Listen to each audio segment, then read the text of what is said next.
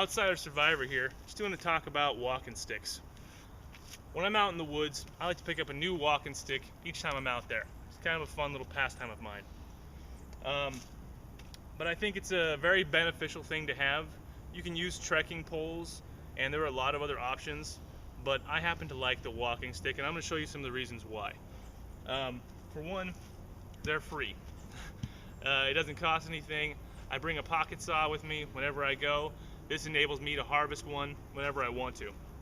I like to find one that's dry from standing timber. Some of the subalpine firs that are really common around here, they come to a needle point, and once they fall over, they make great walking sticks. I brought a couple of examples here I want to show you. I happen to like longer walking sticks, ranging from roughly the height of my head to a little bit higher.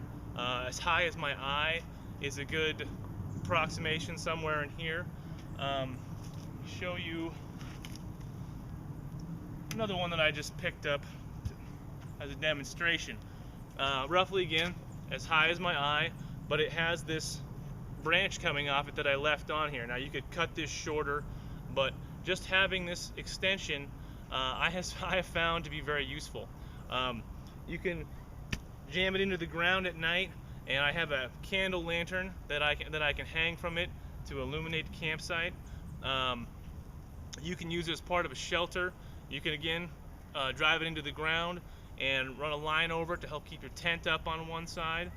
If there are areas where there are not trees available, or there's not a lot of sticks available in certain parts, especially you get high up or you're in the plains or something, there won't be walking sticks available, so bringing something with you is a benefit. When you go into high country, it's good to have a walking stick. It doesn't necessarily need to be a long one, but having a long one, you can always make it shorter, or I will demonstrate here. When you're going downhill, the long one I find is a greater benefit, because you can go in front of you and catch the ground essentially, and it's like having a railing with you all the time, so you don't have to bend over like you would with a trekking pole in order to close the same distance. You can maintain your posture and maintain your balance, especially if you have a pack on your back. This becomes a real issue. So this is one of the things I look for, is a branch that comes off at a 90 from my walking stick, right about at the eye height.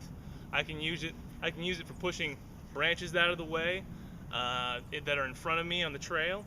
I can use it for knocking the rain out of branches. Oftentimes you go under a bush that's just leaning over the trail that wouldn't even normally be leaning over there, but it's completely laden with rain, and you touch it once and it's going to dump half a gallon on you. And if you can knock the rain out before you get to it, it's just one less thing that you have to worry about. A little bit less moisture to carry around. Like I said, I use it with my candle lantern to hang it on there. You can I can open up my water bottle and drape it around and just dip it in the river.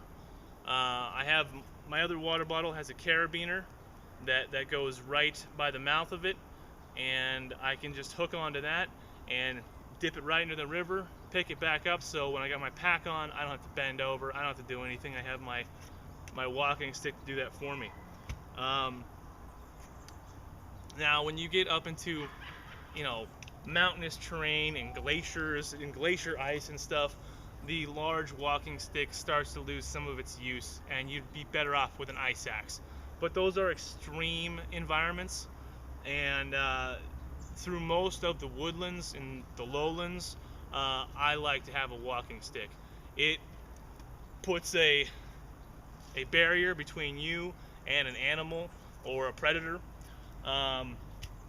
It's just nice to have with you when you go. You're crossing a stream. It's like having a third leg to support yourself. A point to add: when you're walking with a walking stick, there is a wrong way to hold the walking stick.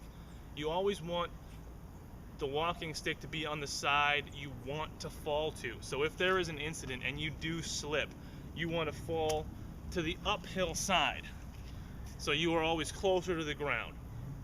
If there is a downhill side, you don't want to have your walking stick on that side, because if you were to fall, you're going to fall to the downhill side. You're already in a bad position. So remember that when you're walking with your walking sticks, to keep them on the uphill side. This is the same rule for ice axes. You don't put your ice axe on the downhill side, because when you go to catch yourself, you're already setting yourself up to fall. So, like I said, I'm not saying take the big, Gandalf walking stick all the way up to the top of the mountain. It may not be the best thing if you're hiking in glacier, for days and days. But in the lowlands, crossing streams and rivers, helping to balance yourself across a log where you got to sink that walking stick into a river to help balance yourself. Trekking poles will put you off balance, trying to bend over and get low so that your trekking poles can actually touch the ground, put you off balance. That's one of the reasons I choose a longer walking stick over a shorter walking stick, or trekking poles for that matter. And I like I said before, it's fun for me to get a new walking stick each time. I might do some carving on it and then leave it at the trailhead for the next person. It's just something I do every time. It's one of my little joys of going out to select a new walking stick and put some miles on it. Okay, well, that was I'm Outsider Survivor, and I just wanted to do a little talk there about walking sticks and to help everybody stay safe in the woods.